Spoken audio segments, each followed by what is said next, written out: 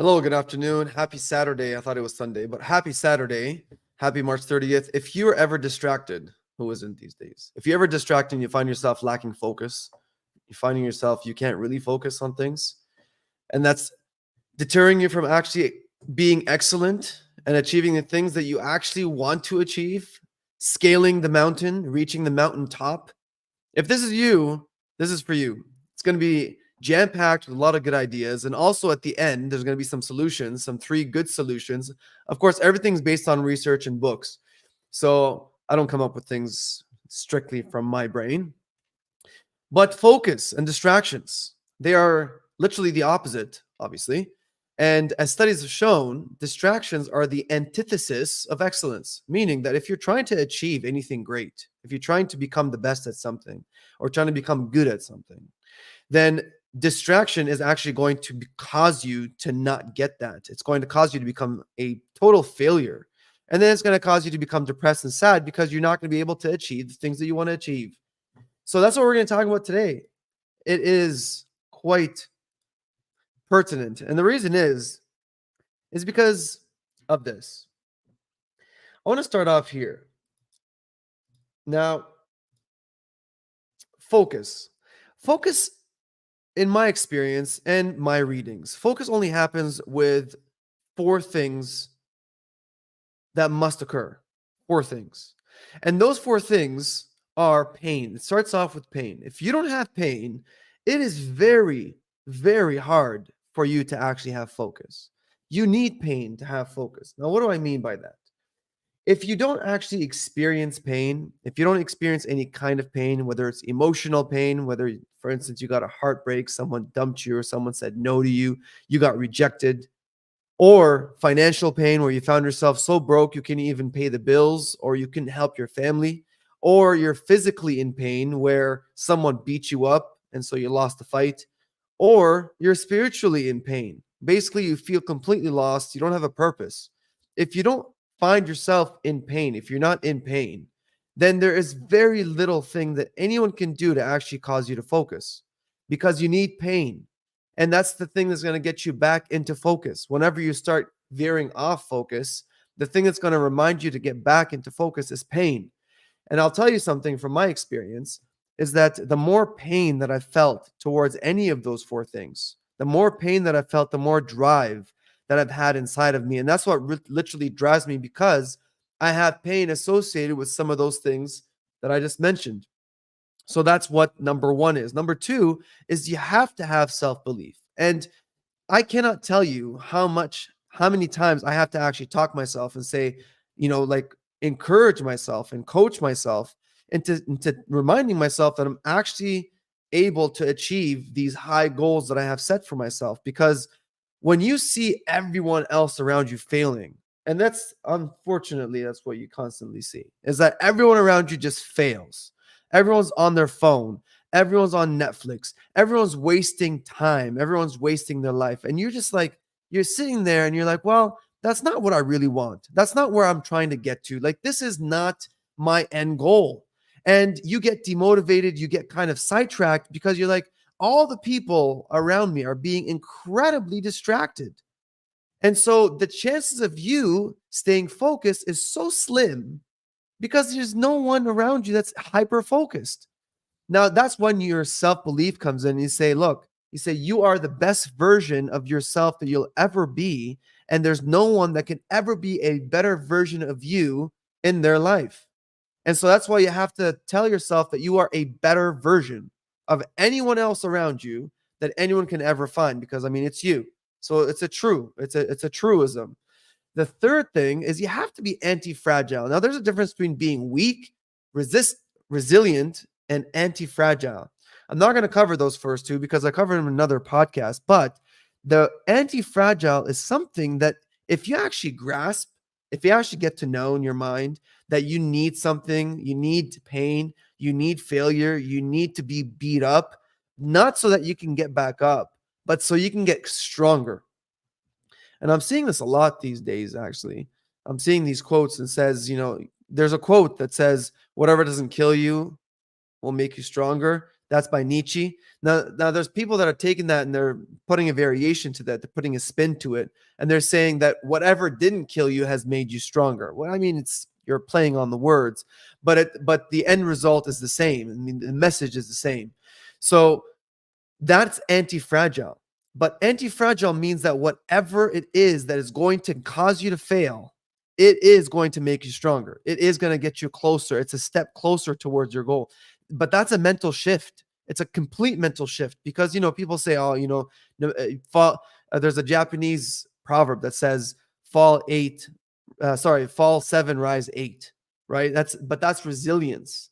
That's how many times do you get back up after you get knocked down. That's not what I'm talking about. I'm not talking about that. I'm talking about anti-fragility, which is a concept by Nassim Taleb.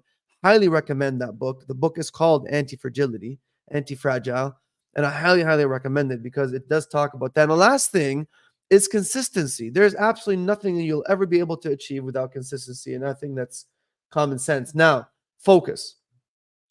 Focus, as one of the authors said, I forgot the book that I was reading, but one of the authors said is that it is the hidden driver of excellence. The hidden driver of excellence. Now, there is contrast to that, which is distraction. I'll cover that in a second.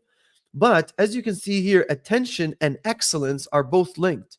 Now, I'm going to discuss something right after this, and this is called distraction. Now, if you understand that excellence and attention, see, I even lost my attention for a second. Excellence and attention. If you realize that attention and excellence are actually linked together, if you realize that they're linked, if you lose attention, you won't get excellence. Now, what is it that is causing us to not have attention? What is distracting us the most? This bad boy, this thing, that's causing us to be distracted. And as you can see here, you can see these notifications. Now, I don't use this phone. This is my work phone. But I've turned off all notifications, all of them. And the reason is because it is the major source of distraction.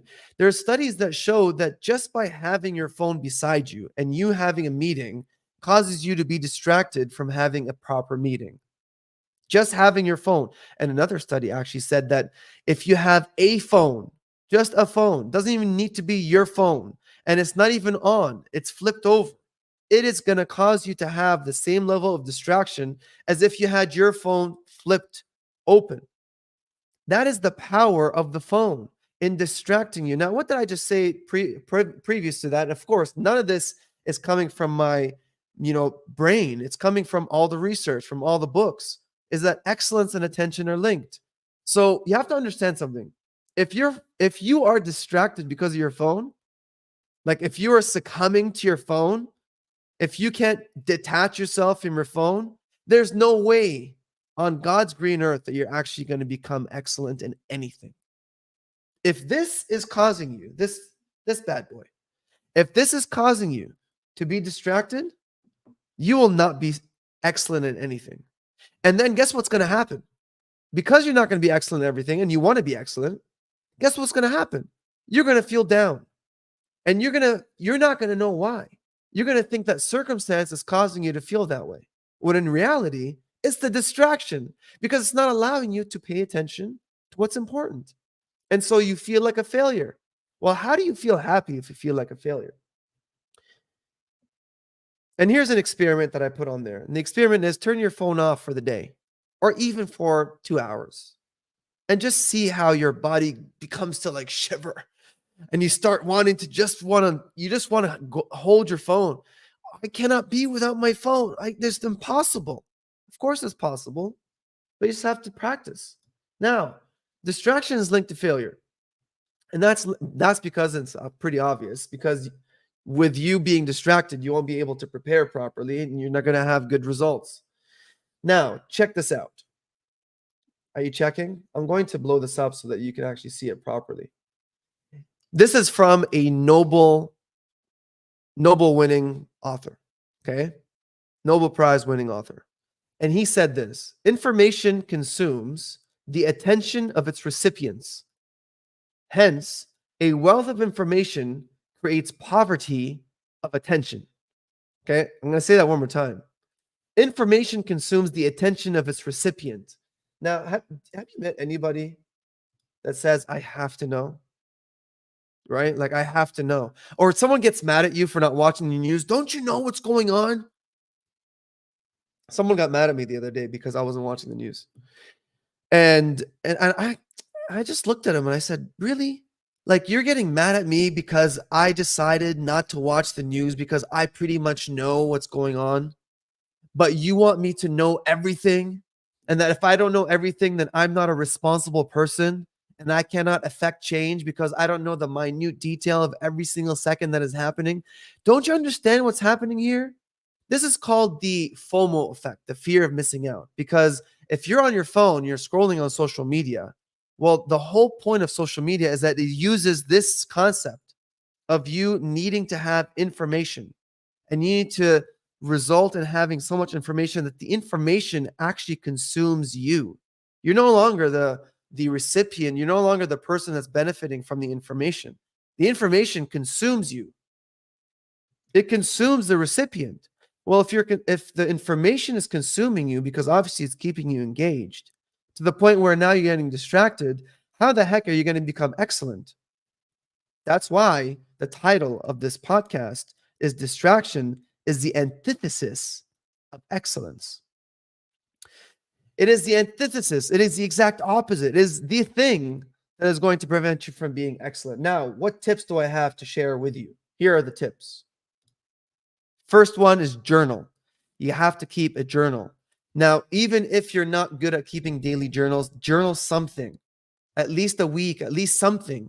But you have to keep a journal. And the reason I'm saying that is because it is going to keep you in that state of mind where now you're a little bit more focused, even a percentage more focused. Even if it doesn't change you at the moment, even if it doesn't change you in a week, even if it doesn't change you in a month or 6 months, eventually it will. Because anything that you put down on a piece of paper eventually improves. Whether you put down your weight, so if you want to improve the way that you look, you want to improve your weight, you want to shed pounds, write down how much you weigh every single day. Just do nothing else. Just write down how much you weigh every single day. And eventually, you're going to be looking at that. And you're going to get so sick and tired of looking at the exact same weight, or maybe even the weight's going up, that automatically that's going to cause you to change. So that's number one tip is journal. Because when you journal, you'll start getting more focused. That's number one. Number two is persistence. As you can see here, there's a very lovely quote that I want to share with you. It says, the average person practices until they get it right. The elite practice until they can't get it wrong. I'll say it one more time.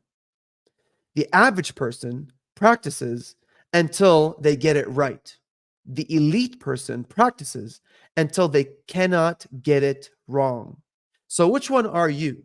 Are you the person that just practices so that they can get it right? And once you get it right, you kind of, you're like, oh, I want to take a break. Or are you so obsessed with being excellent that you refuse to just be good? That you want to be so good that you won't get it wrong? You choose. But that's the second thing. That's the second tip is persistence. The third is the scientific method. Now, the scientific method is really excellent in anything that you do.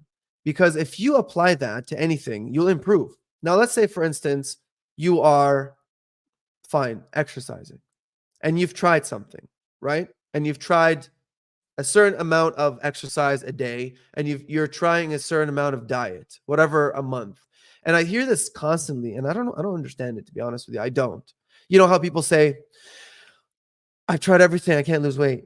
Or, you reach this like quote unquote plateau. I don't know how people even reach plateaus. And the reason is, I don't understand it, is because they're not applying the scientific method. Because if you are trying something, so let's say, for instance, you are doing 10 reps, 3 sets of an exercise. You do it for a certain period of time. And then all of a sudden now you're not improving anymore, right? Scientific method. So what does it mean? Increase the set. Like it just change one variable. Or let's say, for instance, you're not losing weight. Well, how many calories are you consuming? Let's say you're consuming 1,500 calories. Okay, decrease it to 1,400. Like it's so simple in concept, But I hear it so often. It's like people are just like, oh, like I just, I can't lose this stubborn fat. Please. Just apply the scientific method and you'll improve in absolutely anything and everything. Scientific method means that you're improving one variable at a time. You do the exact same thing every single day, but you improve just one thing. You change one thing, and then you see if that's going to get you a different result. Einstein is quoted to have said that insanity is doing the same thing over and over again and expecting a different result. So if you are someone who is sane, then you shouldn't be someone who's doing the same thing over and over again and expecting the same result.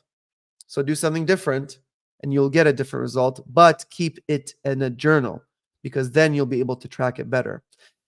Distractions are everything, my friends, and attention is the link to success and the link to excellence. So pay attention, turn off your phones after you finish watching this, and may you be always excellent and achieve anything that you put your mind to. Have yourself a great night.